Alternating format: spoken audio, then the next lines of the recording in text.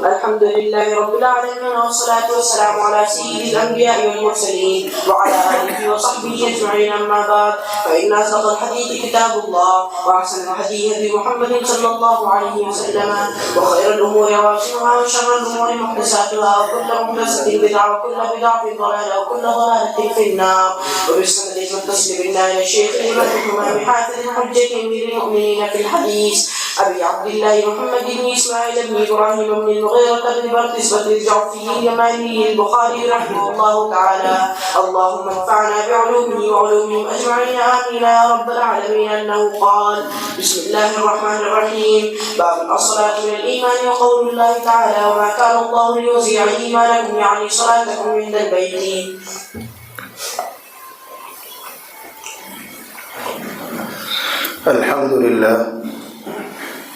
الحمد لله رب العالمين والصلاة والسلام على سيد المرسلين وعلى آله وأصحابه أجمعين. أما بعد. باب الصلاة من الإيمان. وقول الله تعالى: وما كان الله ليضيع إيمانكم يعني صلاتكم عند البيت. بزرگوں اور بھائیوں اور ہماری مائیں اور بہنیں، امام بخاری علیہ الرحمہ نے جو باب قائم کیا ہے اس کے دو حصے ہیں، دو جز ہیں. پہلا دعویٰ ہے الصلاۃ من الایمان، نماز ایمان کا شعبہ ہے، ایمان کا جز ہے. دوسرا حصہ ہے باب کا اللہ تعالیٰ کا قول وما کان اللہ لیضیع ایمانکم. یہ دوسرے پارے کی آیت ہے. اس میں ایمان سے کیا مراد ہے امام بخاری اس کو سمجھائیں گے. عمومی اعتبار سے امام بخاری علیہ الرحمہ کا مقصد وہی ہے جو بہت پہلے سے چلا رہا ہے کہ ایمان مرکب ہے، اس کے بہت سارے اجزاء ہیں، بہت سی شاخیں ہیں. جب وہ سارے اجزاء اکٹھے ہوں گے، وہ ساری شاخیں اکٹھی ہوں گی، تب ایمان پورا ہوتا ہے. یہ ان کا دعویٰ چل رہا ہے. ان شاخوں میں سے، ان اجزاء میں سے ایک جز اور بہت اہم جز نماز ہے، الصلاۃ من الایمان. اور ایک خصوصی دعویٰ ہے، خصوصی مقصد ہے، وہ پچھلے باب سے جڑا ہوا ہے. پیچھے باب آیا تھا الدین یسر. پیغمبر صلی اللہ علیہ وسلم نے ارشاد فرمایا کہ دین بہت آسان ہے، عمل کرنے والوں کے لیے مشکل نہیں ہے. تھوڑی سی ہمت کی بات ہے، ارادے کی بات ہے، ورنہ پورا دین بڑا آسان ہے. یہ ایک بات پیچھے آئی تھی. امام بخاری علیہ الرحمہ اب جو باب لا رہے ہیں الصلاۃ من الایمان، اس کے ذریعے دین کی آسانی کی مثال دینا چاہ رہے ہیں کہ دین کے اندر سب سے اہم حکم نماز کا ہے. اس نماز کو دیکھ لیجئے کہ اس میں اللہ تعالیٰ نے کتنی آسانی رکھی ہے. جب اس میں ہی آسانی ہے تو شریعت کے جو اور احکام ہیں ان میں تو اور زیادہ آسانی ہے. سب سے اہم اور بنیادی حکم شریعت میں نماز ہے. اس نماز میں اللہ تعالیٰ نے بہت سی سہولتیں رکھی ہیں. مثلا 24 گھنٹے میں اللہ تعالیٰ نے صرف 5 نمازیں فرض کی ہیں. اگر وہ چاہتا تو ہر گھنٹے میں ایک نماز فرض کرتا، 24 نماز ہوتی. تو صرف 5 نمازیں ہی فرض کی ہیں، اور ان سب کا مجموعی وقت اگر آدمی نکالنا چاہے تو زیادہ سے زیادہ گھنٹہ بھر لگتا ہے. بھائی صبح فجر پڑھنا آئیں گے تو 12-15 منٹ اس وقت لگیں گے، اس لیے لمبی قرات کرتا ہے امام. ظہر میں آپ آئیں گے تو 10-12 منٹ اس وقت لگیں گے، عصر میں 10-12 منٹ لگیں گے، مغرب میں اور کم لگیں گے، عشاء میں لگیں گے، تو گھنٹہ بھی مشکل سے پورا نہیں ہوتا.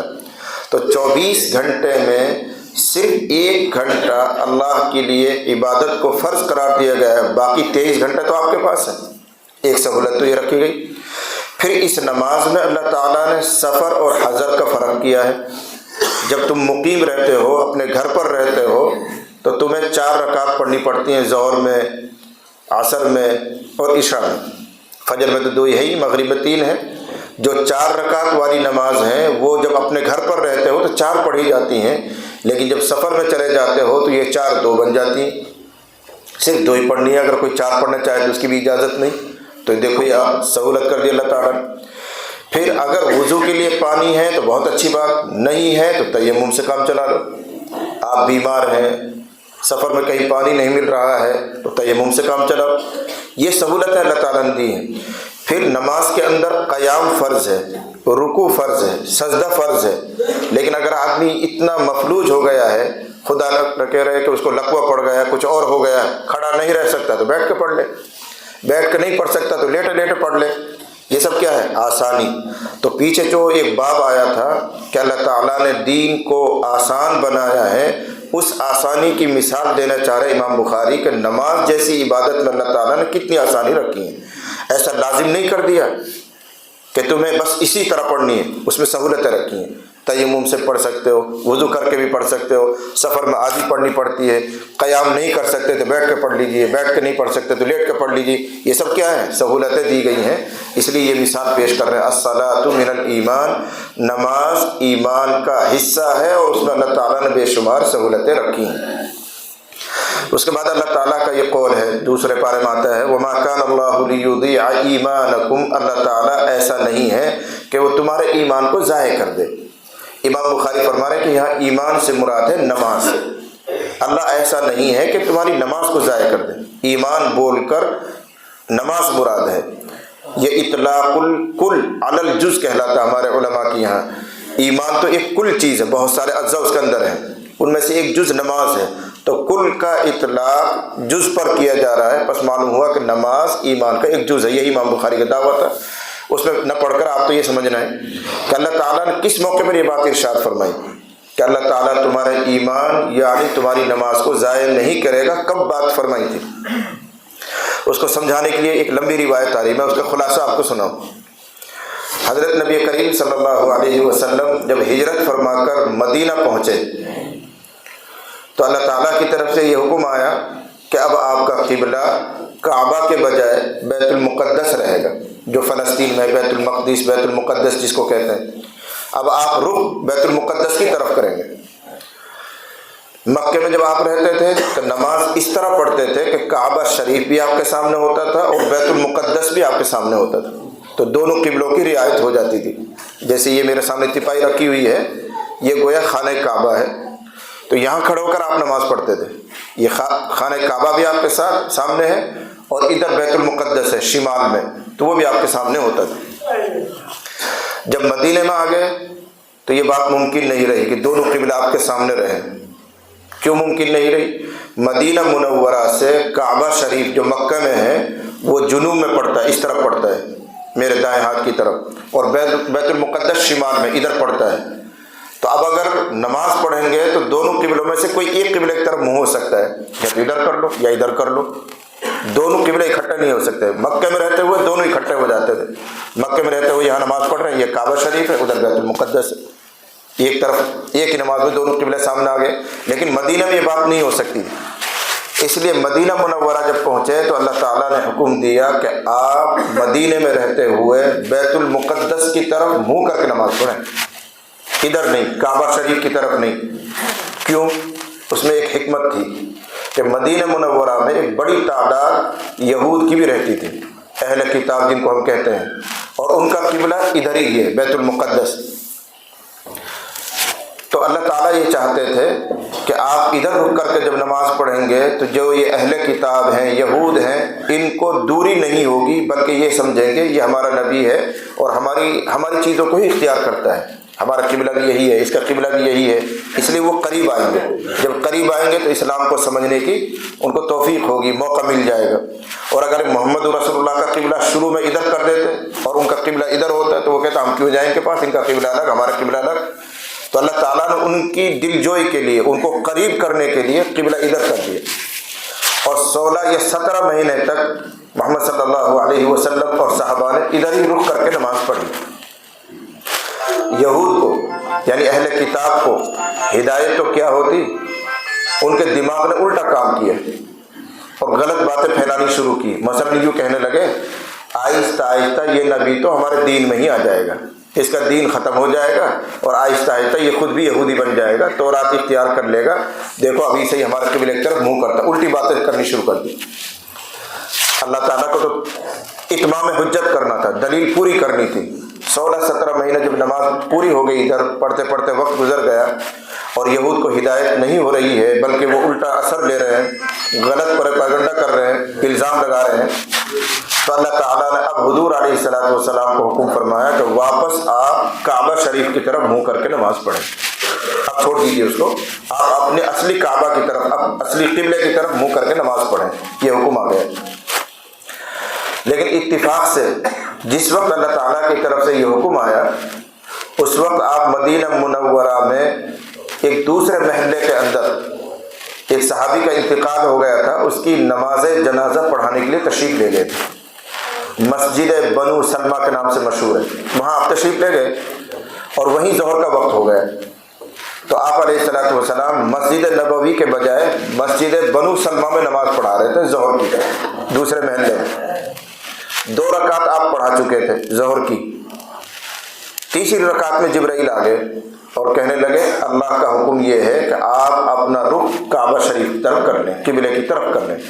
مسجد بنو سلمہ میں جب ظہر شروع کی تھی تو آپ نے رخ ادھر کر رکھا تھا بیت المقدس کی طرف. 2 رکعت پڑھا چکے، درمیان میں حکم آ گیا اللہ تعالیٰ کی طرف سے کہ آپ اپنا قبلہ کعبہ کو بنائیں. چنانچہ نماز کے اندر ہی سب گھوم گئے، حضور علیہ الصلوۃ والسلام بھی گھوم گئے، صحابہ بھی گھوم گئے. تو آپ سوچیں گے تھوڑی دیر، حضور یہاں کھڑے ہوئے ہیں، قبلہ ادھر ہے، ادھر امام تو آگے ہی رہے گا، مقتدی یہاں پیچھے ہیں. اب اللہ کا حکم آ رہا ہے کہ کعبہ شریف کی طرف رخ کرو. تو حضور علیہ الصلوۃ والسلام ان نمازیوں کے بیچ میں سے یوں چل کر آیا، ادھر کھڑے ہوئے آ کے. اب قبلہ ادھر، امام کو تو آگے ہی رہنا ہے، تو حضور کا منہ ادھر ہو گیا، آپ خود بھی آگے آگے. جو صحابہ کھڑے ہوئے تھے وہ اپنی جگہ جگہ وہیں گھوم گئے، ان کو چلنے کی ضرورت نہیں. بس اتنا فرق پڑا، جو پہلے پچھلی صف تھی اب وہ پہلی صف بن گئی، اور جو بالکل پہلی صف تھی وہ پچھلی بن گئی. سب اپنی اپنی جگہ گھوم گئے اور رسول اللہ صلی اللہ علیہ وسلم چل کر ادھر آ گئے. اسی مسجد کو کہتے ہیں مسجد قبلتین. جو لوگ حج پہ گئے ہیں، عمرے پہ گئے ہیں، وہ جاتے ہیں باقاعدہ مسجد قبلتین دیکھتے ہیں.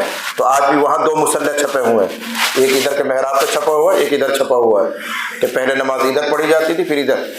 یہ جو تحویل قبلہ کہتے ہیں اس کو، قبلہ بدلنا. یہ جو تحویل قبلہ ہوا ہے یہ ظہر کی نماز میں ہوا ہے اور مسجد بنو سلمہ میں ہوا ہے. 2 رکعت ادھر پڑھی گئی، 2 رکعت ادھر پڑھی گئی. پھر وہاں سے آپ فارغ ہو کر جنازہ کی نماز پڑھا کر فارغ ہو کر آئے مسجد نبوی میں. عصر میں آپ نے پوری نماز قبلے کی طرف پڑھی، عصر کی نماز. چونکہ ظہر تو وہاں پڑھ چکے تھے، عصر یہاں کے پڑھی ہے، تو پوری نماز آپ نے کعبہ شریف کی طرف رخ کر کے پڑھی. یہاں ایک قصہ پیش آیا کہ ایک صحابی جو آپ کے ساتھ نماز میں شریک ہے یہاں مسجد نبوی میں، انہوں نے عصر پڑھی ہے نہیں، ظہر کی نماز وہاں پڑھی تھی اس نے مسجد بنو سلمہ میں حضور کے پیچھے. پھر وہ اپنے محلے میں گیا اور وہاں اس کو عصر کی نماز ہوتی ہوئی ملی، اس کو وہاں عصر کی نماز ہوتی ہوئی ملی اپنے محلے میں. اور وہ لوگ قبلہ ادھر بنائے ہوئے تھے بیت المقدس کی طرف، ان کو پتہ ہی نہیں تھا. تو اس نے کہا اللہ کی قسم کھا کے میں گواہی دیتا ہوں کہ رسول اللہ صلی اللہ علیہ وسلم کا قبلہ بدل گیا ہے اور اللہ تعالیٰ کی طرف سے حکم آ گیا ہے کہ کعبہ شریف کو اپنا قبلہ بناؤ. تو وہ لوگ بھی اپنی مسجد میں ایسے ایک ایسے گھوم گئے، اس لیے کہ پہلے سے اندازہ تھا قبلہ بدلے گا، قبلہ بدلے گا. دوسرے پارے میں تذکرہ ہے اس کا، قد نرى تقلب وجهك في السماء فلنولینک قبلة ترضاها. ہم کو معلوم ہے کہ آپ انتظار میں آسمان کی طرف دیکھتے رہتے ہیں، شوق ہے اس چیز کا کہ آپ کا کعبہ وہی بنا دیا جائے جو حضرت ابراہیم کا تھا، آپ کا قبلہ ادھر کر دیا جائے. ہمیں معلوم اللہ فرما رہا ہے اور ہم ان قریب آپ کا قبلہ وہی بنا دیں گے. یہ کب کی بات ہے؟ جب 16-17 مہینہ ادھر رک کر کے نماز پڑھ رہے تھے. لیکن حضور کی چاہت یہ تھی کہ میرا قبلہ وہی بن جائے جو مکے میں تھا، اس لیے کہ وہ حضرت ابراہیم کا کعبہ ہے، ان کا قبلہ تھا. تو میں بھی ابراہیم علیہ السلام کی اولاد میں سے ہوں، اسماعیل کی اولاد میں سے ہیں، تو آپ کی منشا یہ تھی. تو اللہ نے وعدہ فرمایا تھا ان قریب بدل دیں گے. تو صحابہ کو بھی اندازہ کہ کچھ دنوں میں قبلہ بدلے گا، تو وہ نماز پڑھ رہے تھے، ادھر رک کر کے پڑھ رہے تھے. جس نے مسجد بنو سلمہ میں حضور کے پیچھے ظہر کی 2 رکعت ادھر پڑھی 2 ادھر پڑھی، وہ صحابی گئے، انہوں نے کہا میں گواہی دیتا ہوں اللہ کے نام کی کہ رسول اللہ کا قبلہ بدل گیا ہے. تو وہ مسجد والے بھی گھوم گئے. اس مسجد کا نام ہے مسجد بنو حارثہ، مسجد بنو حارثہ والے گھوم گئے. یہ دن پورا ہوا. اگلے دن فجر کی نماز پڑھی مسجد نبوی میں. تو وہاں سے ایک صحابی چلے اور قباء آئے. مسجد قباء بھی عمرہ والے جاتے ہیں، حج کرنے والے جاتے ہیں.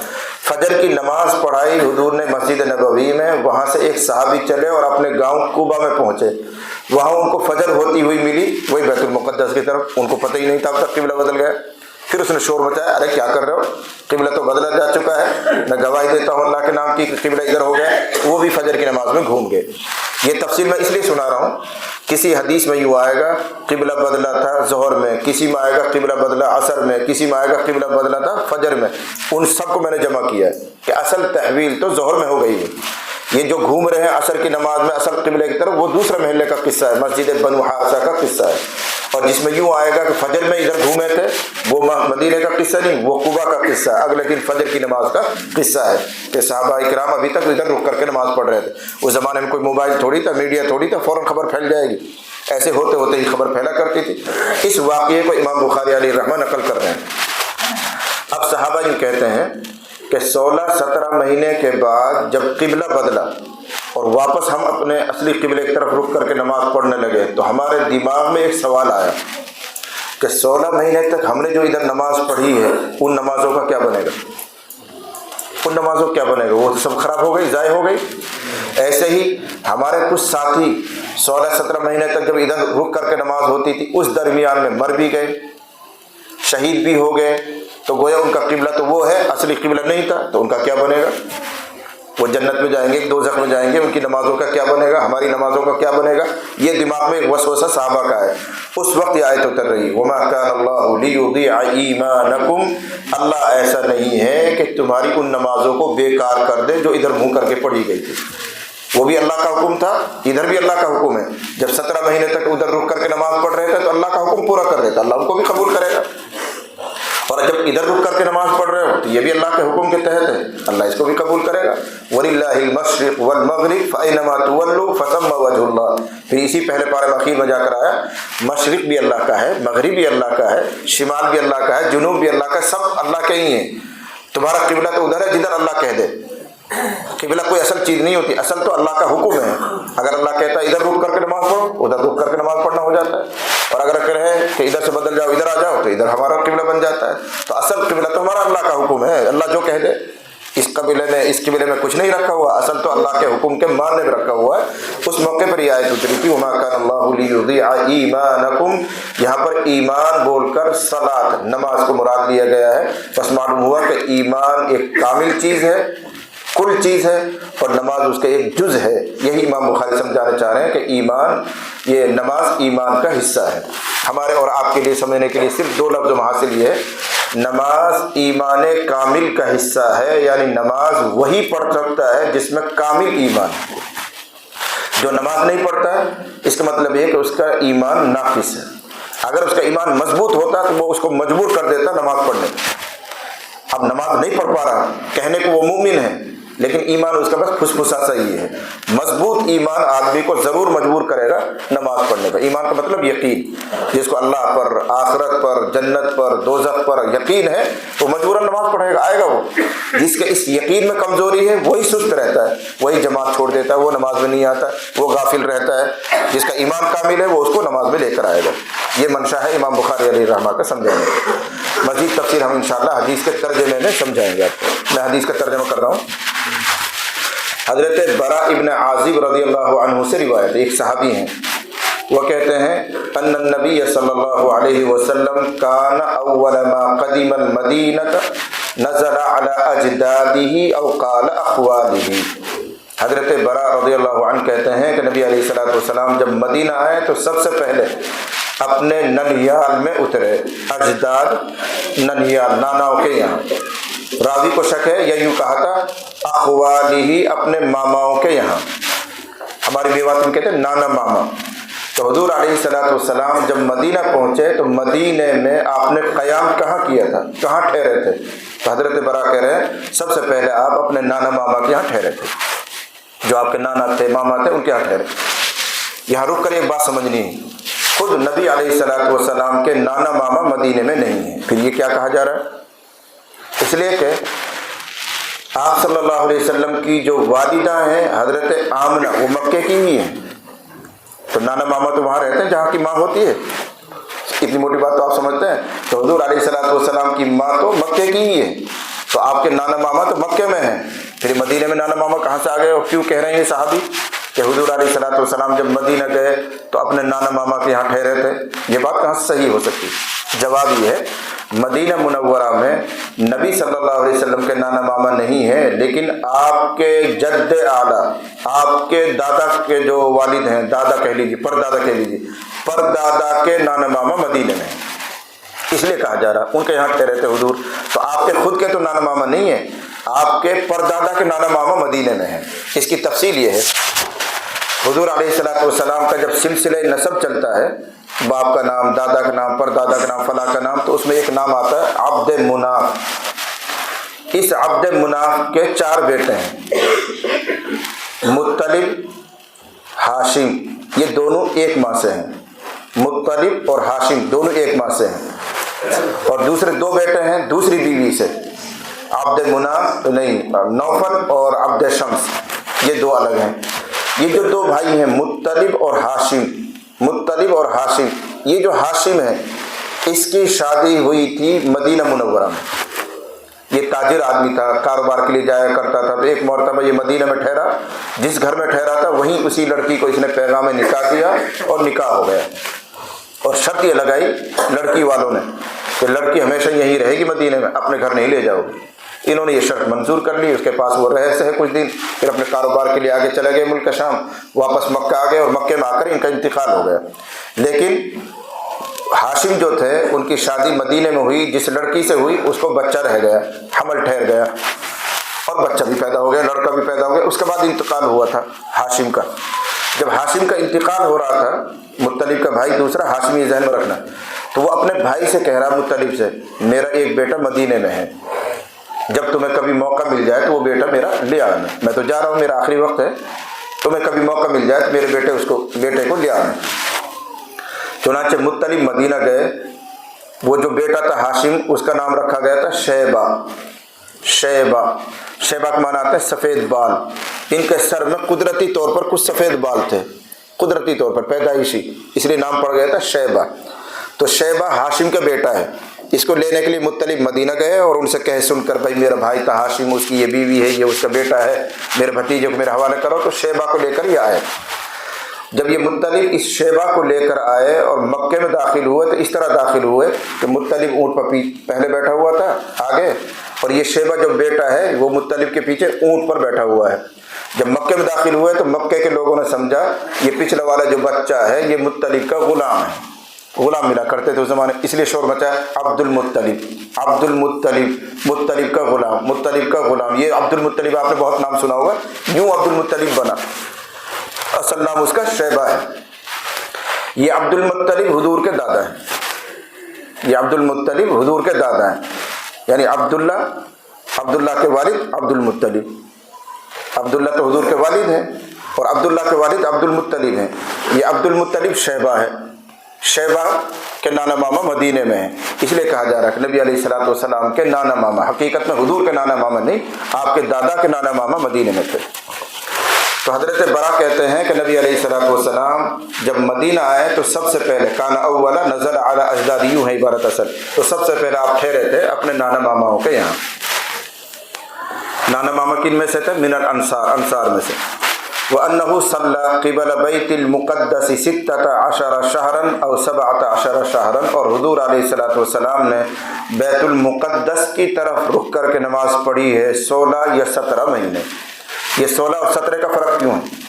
یقین کے ساتھ کیوں نہیں کہ 16 مہینے پڑھی، یا یقین کے ساتھ ہوتا ہے کہ 17 مہینے پڑھی، 16 یا 17 یہ شک کیوں ہے؟ اس کا جواب یہ ہے کہ نبی صلی اللہ علیہ وسلم جب مدینہ منورہ پہنچے تھے ہجرت کر کے، تو ربیع الاول میں پہنچے تھے، ربیع الاول، اور اس کی کچھ تاریخیں نکل چکی تھی، 12 13 14 تاریخیں نکل چکی تھی۔ فرض کرو کہ 15 ربیع الاول کو مدینہ پہنچے، پھر اگلے سال رجب میں قبلہ بدلا گیا، اور رجب کی بھی وہی 14-15 تاریخ ہو رہی تھی، آدھا مہینہ ادھر۔ تو جن لوگوں نے ربیع الاول اور رجب کو پورا شمار کر لیا وہ کہتے ہیں 17 مہینہ، ربیع الاول کو پورا گن لیا، رجب کو بھی پورا گن لیا، اس لیے کہتے ہیں 17 مہینہ۔ اور جو دھیان سے کہیں بھائی ادھر بھی 15 دن ہے ادھر بھی 15 دن ہے، دونوں کو ملاؤ تو 1 مہینہ بنے گا، 30 دن بنیں گے، تو وہ 16 مہینہ کہہ دیتے ہیں، اس لیے یہ فرق پڑ رہا ہے 16 یا 17 مہینہ، راوی یوں کہتا ہے۔ وَكَانَ يُعْجِبُهُ أَن تَكُونَ قِبْلَتُهُ قِبَلَ الْبَيْتِ، رسول اللہ کو حکم تھا بیت المقدس کی طرف رک کر کے نماز پڑھا کرتے تھے، لیکن آپ پسند کرتے تھے کہ آپ کا قبلہ بیت اللہ کی طرف ہو جائے، دلی تمنا یہ تھی۔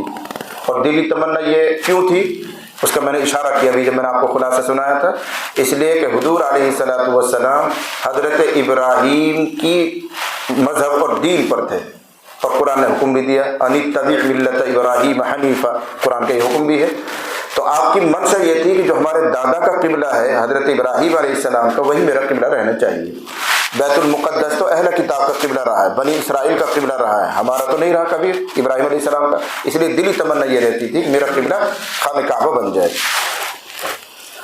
وَأَنَّهُ صَلَّى أَوَّلَ صَلَاةٍ صَلَّاهَا صَلَاةَ الْعَصْرِ، دیکھیے آگے بات، اور سب سے پہلی وہ نماز جو آپ نے پڑھی ہے مدینے میں رہتے ہوئے قبلہ کعبہ کی طرف رخ کر کے، وہ عصر کی نماز ہے۔ اب سوال ہوگا، ابھی تو میں نے آپ کو خلاصہ سنایا تو وہ سب سے پہلی نماز ظہر کی ہے، تو دو جواب ہیں، یہ مکمل نماز جو قبلے کی طرف رخ کر کے پڑھی گئی وہ عصر کی نماز، اور مسجد بنو سلمہ میں جو ظہر پڑھی گئی تو وہ 2 رکعت پڑھی گئی، 2 ادھر 2 ادھر، اس لیے راوی کا کہنے کا مطلب یہ کہ مکمل جو نماز مدینہ منورہ میں پہلی مرتبہ کعبہ شریف کی طرف رخ کر کے پڑھی گئی تھی وہ عصر کی نماز، یا پھر یہ مسجد بنو حارثہ کا قصہ بیان کر رہا ہے کہ عصر کی نماز پڑھی گئی تھی کعبہ کی طرف رخ کر کے، وہ مسجد بنو حارثہ کا قصہ ہے۔ وصلی معہ قوم، اور حضور کے ساتھ لوگوں نے بھی نماز پڑھی۔ فخرج رجل ممن صلی معہ، پس نکلا ایک آدمی ان میں سے جس نے آپ کے ساتھ نماز پڑھی تھی، اور وہ ایک مسجد والوں کے پاس سے گزرا، وہم راکعون، اور وہ نماز میں تھے، رکوع کی حالت میں تھے۔ اس نے کہا اشہد باللہ، میں گواہی دیتا ہوں اللہ کی، لقد صلیت مع رسول اللہ قبل مکہ، میں رسول اللہ کے ساتھ نماز پڑھ کر آیا ہوں کہ مکے کی طرف رخ کر کے۔ فداروا کما ہم، بس وہ لوگ گھوم گئے جیسے تھے، جہاں جہاں کھڑے تھے بس اسی جگہ وہ گھوم گئے قبل البیت، بیت اللہ کی طرف۔ وکانت الیہود قد اعجبہم اذ کان یصلی قبل بیت المقدس واہل الکتاب، اوپر عطف ہوگا، اور یہود اور اہل کتاب، اہل الکتاب کو اوپر جوڑیں گے، یہود اور اہل کتاب صحابہ کو اور حضور کو پسند کرتے تھے جب حضور نماز پڑھتے تھے بیت المقدس کی طرف رخ کر کے، جب ان کو اچھا لگتا تھا یہ ہمارے قریبی ہے، اس کا قبلہ بھی وہی ہے، ہمارا قبلہ بھی وہی ہے، اس وقت یہود پسند کرتے تھے۔ لیکن فلما ولا وجہہ قبل البیت، جب حضور نے اپنا چہرہ بیت اللہ کی طرف پھیر لیا، انکروا ذالک، تو انہوں نے اس کو ناپسند کیا اور حضور سے وہ ناراض ہو گئے کہ یہ کیسے پیغمبر ہے، کبھی ادھر منہ کر لیتا، کبھی ادھر قبلہ بنا لیتا، کبھی کدھر، ایک حالت پہ ٹکتا ہی نہیں، جس کو گمراہ ہونا اس کے لیے تو 1000 بہانے مل جاتے۔ قال زہیر، زہیر ایک راوی ہے اور یہ حدیث معلق ہے بغیر سند کے، کہتے ہیں کہ ہمیں بیان کیا ابو اسحاق نے، وہ برا سے لیتے ہیں، حضرت برا نے اس حدیث میں یہ اضافہ کیا، انہ مات علی القبلہ قبل ان تحول رجال، مات کا فاعل رجال، تو بہت سے لوگوں کا اسی قبلے پر انتقال ہو گیا تھا تحویل سے پہلے، یعنی بیت المقدس کی طرف جب نماز پڑھی جاتی تھی 16-17 مہینہ، اس مدت میں بہت سے لوگوں کا انتقال ہوا ہے، وقتلوا، شہید کر دیے گئے تھے، فلم ندری ما نقول فیہم، ہم نہیں سمجھ پائے کہ ان کے بارے میں ہم کیا کہیں، کہ وہ ملت پہ مرے ہیں یا غیر مذہب پہ مرے ہیں، یا ان کی نمازیں قبول ہوں گی یا نہیں ہوں گی، ہمیں کچھ سمجھ میں نہیں آیا۔ تب اللہ تعالیٰ نے آیت نازل کی تھی، وما کان اللہ لیضیع ایمانکم، اللہ ایسا نہیں ہے کہ وہ تمہارے ایمان کو ضائع کر دے، اس لیے امام بخاری ترجمہ کر رہے ہیں ایمان کا صلاۃ سے، کہ اللہ تعالیٰ ایسا نہیں ہے کہ تمہارے ایمان یعنی تمہاری نماز کو ضائع کر دے، شان نزول اس کی تائید کر رہا ہے۔ لیکن محققین کی ایک دوسری رائے یہ ہے کہ ایمان یہاں ایمان کے معنی میں ہی ہے، اور اللہ تعالیٰ یہ کہنا چاہ رہے ہیں کہ جنت دراصل بدلہ ہے ایمان کا، اعمال کا نہیں، اور ایمان تمہارے پاس پہلے بھی تھا، جب ادھر رک کر کے نماز پڑھتے تھے تب بھی ایمان تھا، جب ادھر رک کر کے نماز پڑھ رہے تھے تب بھی ایمان تھا، تو اللہ تعالیٰ تمہیں تمہارا ایمان کا بدلہ دے گا، تمہارے ایمان کو ضائع نہیں کرے گا۔ محققین کی رائے یہ بھی ہے کہ ایمان کو صلاۃ کے معنی میں لینے کی کوئی ضرورت نہیں ہے، بلکہ یوں کہو نماز ادھر پڑھی ہو چاہے ادھر پڑھی ہو، جنت بدلہ ہے ایمان کا نہ کہ اعمال کا، اور وہ ایمان تمہارے پاس ہے، یہ ترجمہ بھی کر سکتے ہیں جی۔ وبه قال حدثنا عمرو بن خالد قال حدثنا زهير قال حدثنا ابو اسحاق عن البراء ان النبي صلى الله عليه وسلم كان اول ما قدم المدينه نزل على اجداده وقال اخواني من الانصار، وانه صلى قبل بيت المقدس 16 شهرا او 17 شهرا، وكان يعجبه ان تكون قبلته قبل البيت، وانه صلى اول صلاه صلاها صلاه العصر وصلى معه قوم، فخرج رجل ممن صلى معه فمر على أهل مسجد وهم راكعون فقالوا أشهد بالله لقد صليت مع رسول الله صلى الله عليه وسلم قبل مكة، فدعوا كما قبل البيت، وكان اليهود قد أعجبهم إذا كان يصلي قبل بيت المقدس وأهل الكتاب فلما ولى وجهه قبل البيت أنكروا ذلك. قال زهير حدثنا أبو إسحاق عن البراء في حديثه هذا أنه مات على القبلة قبل أن تحول رجال وقتلوا فلم ندر ما نقول فيهم. فأنزل الله تعالى وما كان الله ليضيع إيمانكم. باب حسن إسلام المرء. باب حسن اسلام المرء، کسی انسان کے اسلام کے خوبصورت ہونے کا بیان. اور امام بخاری علیہ رحمہ کے نزدیک ایمان اور اسلام دونوں ایک ہی چیز ہیں. اب گویا یوں کہہ سکتے ہیں آدمی کے ایمان کے حسین ہونے کا بیان، خوبصورت ہونے کا بیان. اور حسن میں تفاوت ہوتا ہے، فرق ہوتا ہے، کوئی بہت زیادہ حسین، کوئی ہلکا حسین، کوئی اور زیادہ کمزور. بس معلوم ہو کہ ایمان میں بھی ڈگریاں ہیں، درجے ہیں. یہی امام بخاری سمجھانا چاہ رہے ہیں. عمومی مقصد یہی ہے ان کا ذو اجزا ثابت کرنا کہ ایمان اجزا والی چیز ہے، بہت سی چیزوں سے مل کر بنتا ہے. یہ ان کا پرانا دعویٰ ہے جو پیچھے سے چلا رہا ہے. پوری کتاب الایمان میں وہی بحث ہے. اور ابھی 3-4 صفحے کے بعد یہ کتاب الایمان پوری ہو جائے گی. پھر کتاب العلم ہے، پھر کتاب الصلاح ہے. وہ نئی مضمون کی روایت آئیں گی آپ کے سامنے. تو امام بخاری نے باب قائم کیا حسن اسلام المرء، کسی انسان کے اسلام یعنی ایمان کے حسین ہونے کا بیان، خوبصورت ہونے کا بیان. اور یہ ایمان خوبصورت کب ہوتا ہے؟ جب اس کے سارے اجزاء اکٹھے ہو جائیں. جب سارے اجزاء اکٹھے ہوں گے تو ایمان خوبصورت ہو گیا، کامل ہو گیا. اور اگر سارے اجزاء اکٹھا نہیں ہو رہے تو تھوڑا ناقص رہے گا. بہت زیادہ اجزاء نہیں ہے تو اور زیادہ کمزور ہو جائے گا. یہ امام بخاری کہہ رہے ہیں دیکھو اجزاء ہے. اور اصل مقصد ہے ان کا مرجئہ اور جہمیہ کی باتوں کا رد کرنا. میں نے بہت پہلے سمجھایا تھا اسلامی فرقوں میں سے یہ 2 فرقے ہیں، مرجئہ اور جہمیہ. ان کا خیال یہ ہے کہ صرف ایمان کافی ہے، اعمال کی ضرورت نہیں ہے. ان کا خیال ایسا تھا. امام بخاری کہہ رہے اعمال کی ضرورت ہے. ان اعمال کی بدولت ہی اسلام اور ایمان خوبصورت بنتا ہے.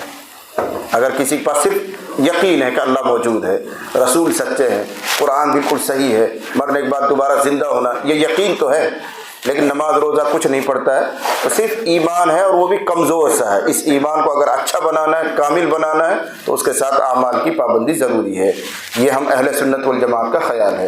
مرجئہ اور جہمیہ یوں کہتے ہیں اعمال کی کوئی ضرورت نہیں. امام بخاری ان پر رد کر رہے ہیں. دیکھو اس حدیث میں کیا کہا گیا ہے، اسلام کامل ہوتا ہے، اسلام خوبصورت ہوتا ہے فلا اعمال کی پابندی سے. اگر وہ نہ ہو تو اسلام کمزور ہو جاتا ہے، ایمان کمزور ہو جاتا ہے. معلوم ہو کہ اعمال کی ضرورت ہے. حدیث شریف کا خلاصہ یہ ہے کہ حضرت ابو سعید خدری رضی اللہ عنہ کہتے ہیں کہ میں نے رسول اللہ صلی اللہ علیہ وسلم کو، انہوں نے یعنی حضرت ابو سعید خدری نے رسول اللہ صلی اللہ علیہ وسلم کو فرماتے ہوئے سنا، اذا اسلم العبد فحسن اسلامہ، جب کوئی بندہ اسلام قبول کرے، جب کوئی بندہ مذہب اسلام قبول کرے، ایمان قبول کرے، فحسن اسلامہ، اور پھر اس کا اسلام حسین ہو جائے، خوبصورت ہو جائے. اور اسلام خوبصورت کب ہوتا ہے، ایمان حسین کب ہوتا ہے؟ جب ایمان صرف اللہ کے لیے قبول کیا، اسلام صرف اللہ کے لیے قبول کیا، دکھلاوا، ریاکاری یا کوئی اپنی جان کی حفاظت ایسا مقصد نہ ہو. جیسے حضور کے زمانے میں منافقین کلمہ پڑھتے تھے لا الہ الا اللہ محمد رسول اللہ اور اسلام کو قبول کر لیتے تھے، لیکن مقصد کیا ہوتا تھا؟ اپنی جان بچانا. اگر کلمہ نہیں پڑھیں گے تو مسلمان ہمیں ماریں گے، مسلمان ہمیں قتل کر دیں گے، جہاد میں اڑا دیں گے ہم کو. اس لیے ڈر کی وجہ سے وہ کلمہ پڑھتے تھے اپنی جان بچانے کے لیے. ایسا مقصد نہ ہو. جو آدمی اسلام قبول کرے، ایمان قبول کرے صرف اللہ کے لیے، اس کا اسلام حسین ہوتا ہے، اس کا اسلام خوبصورت ہوتا ہے. ایسے ہی کلمہ پڑھنے کے بعد، یقین اور عقائد بنانے کے بعد اعمال کی پابندی کرے تو اسلام حسین بنتا ہے. من حسن اسلام المرء ترکہ ما لا یعنیہ، بعض روایتوں میں آتا ہے من حسن اسلام المرء ترکہ ما لا یعنیہ، کسی آدمی کے اسلام کی خوبصورتی میں سے یہ ہے وہ لا یعنی باتوں کو چھوڑے، بیکار فضول باتیں چھوڑ دے، فضول عمل چھوڑ دے، با مقصد زندگی گزارتا ہو، وہ مسلمان اچھا مسلمان ہے، اس کا اسلام خوبصورت اسلام ہے. تو اس سے معلوم ہوا کہ جو آدمی اسلام قبول کرے اور اس کا اسلام حسین ہو جائے، خوبصورت ہو جائے، تو اس کا ثواب یہ ہے کہ اسلام قبول کرنے سے پہلے جو اس کی زندگی ہے، اس میں جو اس نے گناہ کیے ہیں، خطائیں کی ہیں، اللہ ان سب کو معاف فرما دیتا ہے، ان سب پر پانی پھیر دیتا ہے اسلام قبول کرنے کی برکت سے. جیسے صحابہ کرام، کوئی 40 سال کی عمر میں کوئی 45 سال کی عمر میں، کوئی 50 سال کی عمر میں، کوئی 30 سال کی عمر میں کلمہ پڑھ رہے ہیں، تو 30 سال کی زندگی میں، 40 سال کی زندگی میں جو انہوں نے شراب پی ہے، زنا کیا ہے، کوئی اور گندی باتیں کی ہیں، گناہ کیے ہیں، آج وہ مسلمان ہو رہے ہیں تو کلمہ پڑھنے کی برکت سے سابقہ سارے گناہ معاف کر دیے جاتے ہیں۔ لیکن یہاں رک کر سمجھو، سابقہ جو گناہ معاف کر دیے جاتے ہیں یہ وہی گناہ ہیں جو اللہ کے حقوق سے تعلق رکھنے والے ہیں۔ اسلام قبول کرنے کی برکت سے جو اس نے نمازیں نہیں پڑھی، روزے نہیں رکھے، فلاں نہیں کیے، وہ معاف ہو گئے، اب مسلمان ہو رہا ہے۔ لیکن جو مالی حقوق ہیں، بندوں کے حقوق ہیں، وہ اسلام قبول کرنے کے بعد بھی اس کو ادا کرنے پڑیں گے۔ ایک آدمی کافر تھا، اس سے قرضہ لے رکھا ہے، اس سے کوئی چیز سامان خرید رکھا، فلاں کر رکھا ہے، مسلمان ہو گئے، یہ مطلب نہیں ہے کہ یہ ادا نہیں کرنے پڑیں گے، تو ادا کرنے پڑیں گے۔ کسی کا مال ہے، کسی سے قرضہ لیا، کسی کوئی چیز خریدی ہے، اس کا حق ادا کرنا پڑے گا۔ لیکن اللہ کے جو حقوق اس کے ذمے تھے وہ معاف ہو جاتے ہیں، جو گناہ اس سے ہوئے تھے اللہ ان کو درگزر کر دیتا ہے۔ الاسلام یہدم ما کان قبلہ، دوسری روایت میں یوں آتا ہے کہ اسلام سابقہ گناہوں کو ڈھا دیتا ہے، ختم کر دیتا ہے۔ اذا اسلم العبد، جب بندہ مسلمان ہو جائے، فحسن اسلامہ، اور اس کا اسلام حسین ہو جائے، خوبصورت ہو جائے، یکفر اللہ عنہ کل سیئۃ کان زلفہا، تو اللہ تعالیٰ اس بندے سے ان تمام سیئات کو مٹا دیتا ہے جو اس نے پہلے کر رکھی ہیں۔ زلفہ اور ازلفہ باب افعال سے، زلفہ مجرد سے، سب طرح سے آتا ہے، اس کا مطلب پہلے جو کام کر رکھے ہیں، تو پہلے جو اس نے سیئات کر رکھی ہیں، گناہ کر رکھے ہیں، کلمہ پڑھنے کی برکت سے اللہ ان کو درگزر کر دیتا ہے۔ لیکن میں نے ابھی واضح کیا کہ ان گناہوں سے جو معاف کر دیے جاتے ہیں مراد وہ ہیں جو اللہ کے حقوق سے تعلق رکھتے ہیں، اور بندوں کے حقوق سے جو تعلق رکھنے والے ہیں وہ کلمہ پڑھنے سے بھی بخشے نہیں جائیں گے، وہ آپ کو ادا ہی کرنے پڑیں گے۔ وَكَانَ بَعْدَ ذَلِكَ الْقِصَاصُ، اور پھر اس کے بعد اب حساب کتاب ہے، یعنی پچھلے تو سب پانی پھر گئے، صاف ہو گیا معاملہ، اب نئے سرے سے زندگی شروع ہو رہی، اب حساب کتاب، کلمہ پڑھنے کے بعد اب جیسی زندگی گزار رہا اس کے حساب سے اس کا حساب کتاب ہوگا۔ اور کیسے حساب کریں گے؟ اب اللہ کا فضل بیان کیا، الحسنۃ بعشر امثالها الى 700 ضعف، ایک نیکی 10 گنا سے لے کر 700 گنا تک بڑھ جاتی ہے، یہ اللہ فضل فرماتا ہے۔ 25ویں پارے میں ہے، من کان یرید حرث الآخرۃ نزد لہ فی حرثی، جو آدمی آخرت کی کھیتی کرتا ہے، 2 کھیتی ہوتی ہیں، ایک دنیا کی ایک آخرت، تو جو آدمی آخرت کی کھیتی کرتا ہے یعنی آخرت کے لیے اعمال کرتا ہے، نزد لہ فی حرثی، تو ہم اس کی کھیتی کو بڑھا دیتے ہیں۔ اس طرح بڑھاتے ہیں کہ بندہ نیکی ایک کرے گا، اللہ اس کو 10 20 50 100 700 گنا تک، 700 ڈبل کر کے پھر اس کا اجر دے گا۔ ایک مرتبہ سبحان اللہ کہا تو کم از کم اللہ تعالیٰ 10 مرتبہ سبحان اللہ کہنے کا ثواب دے گا۔ ایک نماز پڑھی تو کم سے کم اللہ تعالیٰ 10 نمازوں کا ثواب دے گا۔ ایک مرتبہ بخاری کے سبق میں بیٹھے تو 10 مرتبہ سبق میں بیٹھنے کے برابر اللہ تعالیٰ اجر و ثواب دے گا۔ الی 700 ضعف، 700 گنا تک بھی کر سکتا ہے، بلکہ اس سے آگے بھی بڑھا سکتا ہے۔ واللہ یضاعف لمن یشاء، اللہ کو کوئی روکنے والا نہیں، اللہ جتنا چاہے جس کے لیے چاہے بڑھائے، یہ ضابطہ ہے اللہ تعالیٰ۔ اور برائی نہیں بڑھاتے اللہ تعالیٰ، ایک گناہ کیا ہے تو وہ ایک ہی گنتی میں آئے گا اللہ کے یہاں، ایسا نہیں کہ اللہ اس کو بڑھا دے اور کل قیامت میں پٹائی کرے گا ڈبل کر کے گناہوں کو، ایسا نہیں کرے گا، ہاں نیکیوں کو بڑھائے گا۔ والسیئۃ بمثلها، اور برائی اس کے برابر ہی رہتی ہے، الا ان یتجاوز اللہ عنہا، مگر ایک اللہ تعالیٰ اس کو بھی درگزر کر دے، ایسا بھی ہو سکتا ہے، برائی کو بھی اللہ تعالیٰ معاف کر دے، یہ بھی ہو سکتا ہے۔ لیکن اگر معاف نہیں کرے گا تو برائی بس اتنی ہی ریکارڈ میں رہے گی جتنے اس نے کی ہے، نیکی البتہ ثواب کے اعتبار سے بڑھتی رہتی ہے۔ 1 روپیہ صدقہ کیا تو کم سے کم 700 روپئے کے برابر ثواب ملے گا، ایک نماز پڑھی تو کم سے کم 10 یا 700 تک بڑھ سکتا ہے، یہ اللہ کا انعام ہے بندے پر، یہ اللہ اس کی کھیتی میں اضافہ کرتا ہے۔ جی أخبرني زيد بن أسلم أن عطاء بن يسار أخبره أن أبا سعيد الخدري أخبره أنه سمع رسول الله صلى الله عليه وسلم يقول إذا أسلم العبد فحسن إسلامه يكفر الله عنه كل سيئة كان زلفها، وكان بعد ذلك القصاص الحسنة بعشر أمثالها إلى 700 ضعف، والسيئة مثلها إلا أن يتجاوز الله عنها۔ دوسری روایت آ رہی ہے اسی مضمون کی، حضرت ابو ہریرہ رضی اللہ عنہ کہتے ہیں کہ نبی صلی اللہ علیہ وسلم نے ارشاد فرمایا، اذا احسن احدکم اسلامہ، جب تم میں سے کوئی آدمی اپنے مذہب کو، اپنے اسلام کو خوبصورت بنا لے، اور خوبصورت بنانا وہی ہے سارے اعمال کو کرنے لگ جائے، نماز بھی، روزے بھی، زکوٰۃ بھی، اپنی شکل و صورت بھی مسلمانوں کی سی، لباس بھی مسلمانوں کا سبھی، جو اسلام کا تقاضا ہے اس سب کو کرنے لگ جائے، کہیں گے کہ اس کا اسلام خوبصورت ہے، اس کا ایمان کامل ہے۔ اذا احسن احدکم، جب تم میں سے کوئی آدمی اپنے اسلام کو خوبصورت کر لے، فکل حسنۃ یعملها، تو ہر وہ نیکی جس کو بندہ کرے گا، تکتب لہ بعشر امثالها، تو وہ اس کے لیے لکھی جائے گی 10 گنا سے لے کر الی 700 ضعف، 700 گنا تک اللہ تعالیٰ بڑھائیں گے اس کا اجر۔ وکل سیئۃ یعملها، اور ہر وہ برائی جس کو بندہ کرے گا، تکتب لہ بمثلها، وہ اس کے مثل ہی لکھی جائے گی، اس میں زیادہ اضافہ اللہ تعالیٰ نہیں کریں گے۔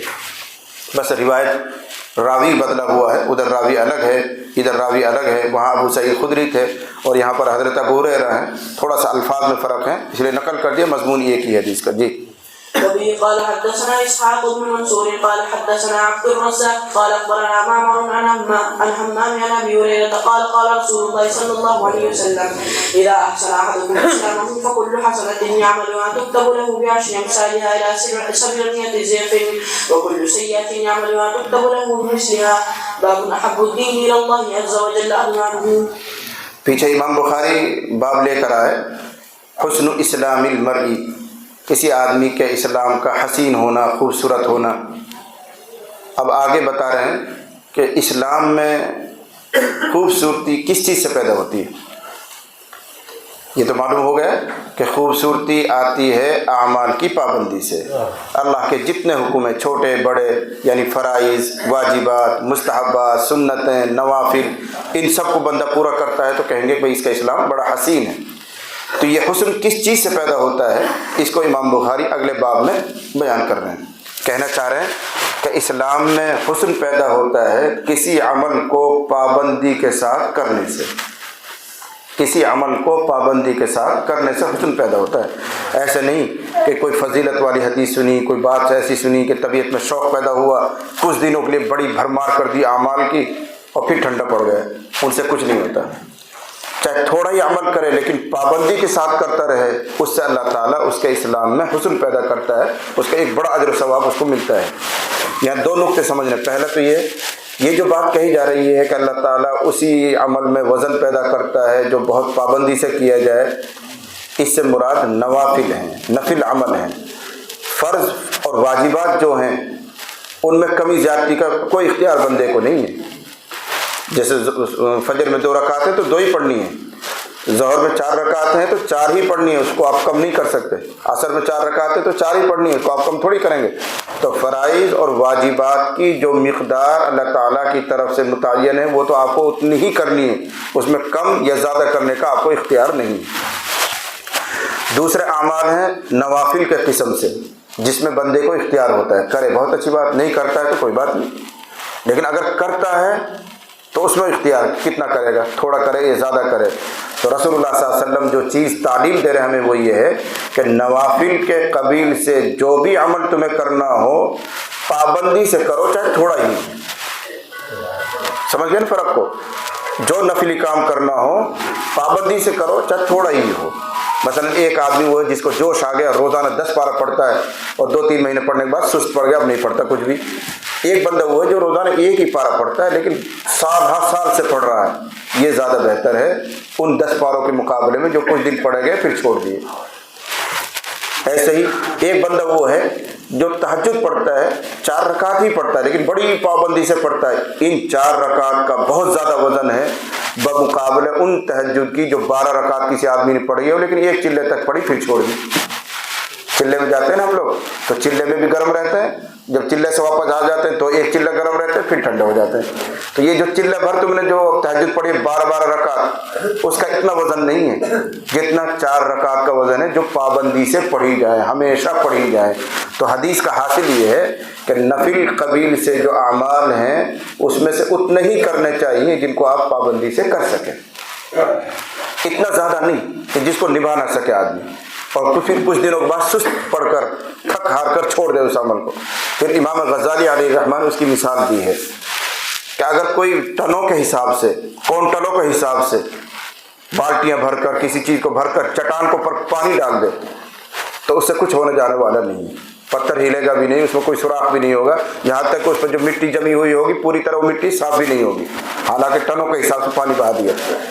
लेकिन अगर एक कतरा गिरता है, लेकिन पाबंदी से गिरता है, कतरा कतरा टप टप टप करके एक एक कतरा गिरता है, तो साल 2 साल में आप देखेंगे कि उस कतरे के नीचे जहाँ वो गिर रहा है चट्टान में सुराख हो चुका है, वो एक कतरा इतना असर कर रहा है। ऐसे ही जो नेक अमल पाबंदी से किया जाए, चाहे वो थोड़ा हो, वो थोड़ा थोड़ा थोड़ा थोड़ा थोड़ा बहुत हो जाता है और अल्लाह के यहाँ कबूल हो जाता है। और जो जोश में आके हमने बहुत सारा अमल किया लेकिन कुछ दिन किया फिर छोड़ दिया, वो ऐसे ही जैसे बहुत सारा पानी चट्टान पर डाला और कुछ नहीं हुआ, ऐसे अल्लाह के यहाँ भी वो सब काफूर हो जाएगा, बेकार हो जाएगा। इसलिए नफली काम करो, पाबंदी से करो, चाहे थोड़ा ही करो, ये कहा जा रहा है। इसको मजीद समझना हो तो हदीस में जो किस्सा आ रहा है उसको समझे। हज़रत नबी करीम सल्लल्लाहु अलैहि वसल्लम अपने घर पहुँचे, हज़रत आयशा रज़ियल्लाहु अन्हा के यहाँ। वहाँ पहले से एक औरत बैठी हुई थी, तो आप सल्लल्लाहु अलैहि वसल्लम ने पूछा ये कौन है। मर्द घर में जाता तो पूछता ये कौन है, ये कौन है, कहाँ से आई, ये कौन है। तो हज़रत सल्लल्लाहु अलैहि वसल्लम ने हज़रत आयशा से पूछा ये कौन है। तो हज़रत आयशा रज़ियल्लाहु अन्हा ने फरमाया अल्लाह के नबी ये फ़लानी है जिसकी नमाज की बड़ी चर्चा है, ये फलानी औरत है जिसकी महल्ले में शोहरत हुई पड़ी, नमाज बहुत पढ़ती है। नमाज बहुत पढ़ती इस मुराद ये नहीं फ़र्ज पढ़ती, फ़र्ज तो सारी दुनिया पढ़ती है, तो बहुत पढ़ना थोड़ी है, यानी नफिल बहुत पढ़ती है, अव्वाबीन भी, इशराक भी, तहज्जुद भी, फला भी बहुत नमाज पढ़ती है और महल्ले में इसका बड़ा चर्चा है। उस मौके पर हुजूर फरमाया है छोड़ो, क्या बात कर, छोड़ो। अल्लाह के नज़दीक महबूब अमल वो है जो पाबंदी से किया जाए। अल्लाह को वो अमल महबूब नहीं है जो जोश में शुरू कर दिया और कुछ दिनों करके फिर छोड़ दिया। अल्लाह को अमल पसंद नहीं, अल्लाह को वो अमल पसंद है जो पाबंदी से किया जाए। अब ये जोश में बहुत सारी नमाजें पढ़ रही होगी लेकिन कब तक पढ़ेगी, थक हार के छोड़ देगी किसी दिन। और जो सिर्फ तहज्जुद ही पढ़ता हो या सिर्फ 2 रकात नफिल पढ़ता हो ज़िंदगी भर निभा लेगा, आहिस्ता आहिस्ता करता रहेगा। अल्लाह को ऐसा अमल पसंद है। उस मौके पर आपने ये बात इरशाद फरमाई थी। हज़रत आयशा कहती हैं कि नबी अलैहिस्सलातु वस्सलाम दखला अलैहा, हज़रत आयशा के पास आए, व इंदहा इमरातुन, और हज़रत आयशा के यहाँ एक औरत बैठी हुई थी। क़ाल, आपने फरमाया, नीचे नाम भी लिखा हुआ औरत का, इस्मुहा खौला, इतना ही लिखा हुआ, और जहाँ मुअर्रिखीन ने लिखा है तो खौला बिन्त तुवैत पूरा नाम लिखा उन्होंने। तो एक औरत हज़रत आयशा के यहाँ बैठी हुई थी। हुजूर ने फरमाया मन हाज़िही, ये कौन है। क़ालत, हज़रत आयशा ने फरमाया फुलानतु, ये गैर मुनसरिफ है, फुलानतुन मुनसरिफ नहीं, गैर मुनसरिफ इसलिए कि आलम के दर्जे में है। फरमाया फला है तुज़करु मिन सलातिहा, जिसकी नमाज का चर्चा किया जाता है, लोगों में शोहरत है, एक बड़ी नमाज पढ़ती है, यूँ करती है, यूँ करती है। क़ालत, हुजूर फरमाया माह, छोड़ो, क्या कह रही है, छोड़ो, माह ये अरबी ज़बान का लफ्ज़, माह छोड़ो, जाने दो। अलैकुम बिमा तुतीकून, तुम पर उतना ही अमल ज़रूरी है जिसकी तुम ताकत रखते हो और जिसको तुम पाबंदी से कर सको। फवल्लाहि ला यमल्लुल्लाहु हत्ता तमल्लु, खुदा की कसम अल्लाह उकताता नहीं है, सवाब देते देते अजर दे देते अल्लाह थकता नहीं, उकताता नहीं है, यहाँ तक कि तुम ही उकता जाओ। तुम अमल करो अल्लाह सवाब देता है, जब थक हार कर तुम छोड़ देते हो तो अल्लाह सवाब देना बंद कर देता है। इसलिए अमल ऐसा करो जिसको पाबंदी से करते रहो, थको नहीं, ये कहना चाह रहे हो। वकान अहब्बुद्दीनी इलैहि मा दावम अलैहि साहिबुहु, और महबूब दीन, पसंदीदा दीन, इलैहि अल्लाह के नज़दीक, एक तर्जमा, और पसंदीदा दीन इलैहि मुहम्मदुर रसूलुल्लाह के नज़दीक, मा दावम अलैहि साहिबुहु, वो है जिस पर अमल वाला पाबंदी करे। अल्लाह के नज़दीक या उसके नबी के नज़दीक वो अमल ज़्यादा पसंदीदा है जिस पर अमल वाला पाबंदी करता रहे, हमेशा करते रहे। खैरुल अमली मा दीम अलैहि, ये मक़ौल मशहूर है कि बेहतरीन अमल वो है जिस पर पाबंदी की जाए। तस्बीहात उतनी जितने पाबंदी कर ले, नवाफिल इतने जिस पर हमेशा की कर ले, तिलावत का एहतमाम उतना जितना हमेशा करते रहे। ये इस हदीस का सबब है जी। وبه قال حدثنا محمد بن المثنى قال حدثنا يحيى عن هشام قال اخبرني ابي عن عائشه ان النبي صلى الله عليه وسلم دخل عليها وعندها امراه قال من هذه؟ قالت فلانه تذكر من صلاتها. قال ما عليكم بما تطيعون فوالله لا يمل الله حتى تملوا وكان حب الدين اليه ما دام عليه صاحبه.